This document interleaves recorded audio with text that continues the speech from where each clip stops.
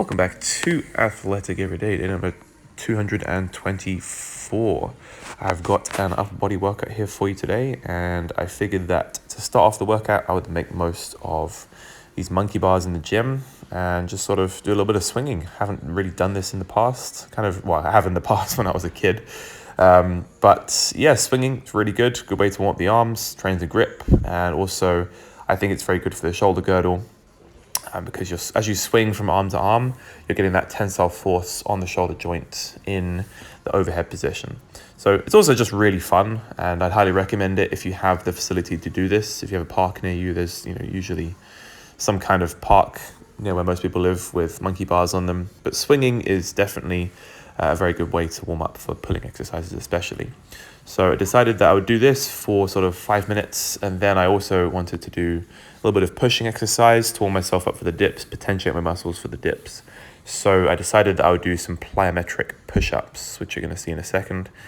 But it wouldn't be an upper body workout of mine if you didn't see me doing some over and backs to work on that shoulder mobility. I already have pretty mobile shoulders, but I think it's important to maintain mobility. Even if you have really good mobility, that's great because you don't have to do that much work to maintain it, but you do still have to do a little bit of work here and there to maintain it, because if you don't use it, then you will lose it.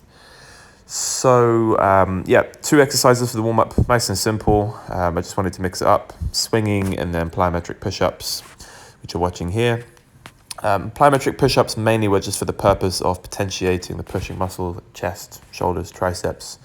And then I would just move straight into a few muscle-ups. As a few of you probably know who watch the channel regularly, I really don't like this bar for doing muscle-ups because it's got very terrible grip, which means I can't force grip. So it will mean that I'm going to have to find somewhere else to do my muscle-ups. But as I said previously, I'm not going to be focusing too much on muscle-ups at the moment. They're not a massive priority for me. I'm actually pretty content with where I got to with my muscle-ups in the past. I got up to, a triple with 10 kilos around my waist. So weighted muscle-ups for a triple with 10 is pretty good. So I'm quite happy with that for now, because I am focusing on my sprinting, my jumping, and my weightlifting a lot more. And those are the sort of main areas of my athleticism that I think I want to work on most. And I think that I'm lagging in most. I think my upper body strength is pretty decent compared to my lower body strength. I haven't squatted in a long time, and it would be nice to build up some lower body strength and power. So anyway, back to this workout. Weighted pull-ups, I did probably, I've forgotten how many sets I did now. I think I worked up to a top set of 32 kilos today. I wasn't feeling particularly strong because I did 36 last week. But 32 kilos for a set of 5 on the top set. I think I did that twice or 3 times through. And then I just built up in 8s. So what you watched there was 16 kilos. Then I went up to, I think it was 24. And then from 24, I went up to 32 kilos. So nice, easy way to build. I like the kettlebells because usually they do go up in increments of 8. And you can either add 1 or 2 kettlebells round your waist in order to get the correct amount of weight each time. And you can always increment as much or as little as you want to.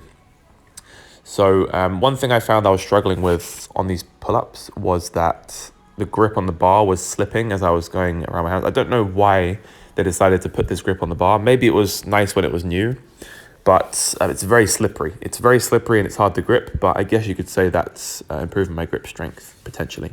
Who knows? So yeah, pull-ups went okay. The last set I was really struggling, so I had to sort of step off and then come back like you watched there. And then managed to get that last rep in. So that felt really good. Then I moved on to some weighted dips. So these were the 2 primary compound movements of the workout: weighted pull-ups, weighted dips, classic calisthenics bro exercises. But yeah, they really are the 2 most specific exercises for developing strength for the calisthenics movements. I am, of all the calisthenics movements that I have trained in the past, so the muscle up, front lever and handstand, the one that I am training most regularly, though, is the handstand. And I think I'm getting pretty good at the handstand now. I'm now able to consistently hold handstands for 10 seconds or more at a time, which is quite nice. I really find that I'm getting good at finding the balance point right after I kick up with my legs. The only thing I'm struggling with is maintaining correct posture of my torso. If you think about doing a handstand, it's just the reverse of standing on your feet. So in the same way as when you lean forward on your toes to stop yourself, well, when you press into the floor with your toes to prevent yourself from falling forwards, it's the same thing with your hands. You use your fingertips to press into the floor to prevent yourself from falling forwards. And it's the same thing with falling backwards. You would put your heel of your hand down to prevent yourself from falling backwards. The only thing is that because you're on your hands, it's in reverse. So you would use the other side of your core to prevent yourself from falling forwards versus if you're standing on your feet. So if you're standing on your feet and you're starting to fall forwards, you would tense up your lower back and your posterior chain to sort of erect your body to keep it upright. Whereas if you're on your hands, if you start to feel yourself falling forward, you have to tense your abs because your abs are now on the back. So you have to tense your abs, so it's in reverse. Tense your abs to prevent yourself from falling forwards and tense your lower back to prevent yourself from falling backwards. And last thing, I did a 5-minute continuous sled push for that work capacity. And then the last thing that I decided I was going to do was a handstand hold. And I think this was a total of 15 or 16 seconds, if I'm not mistaken.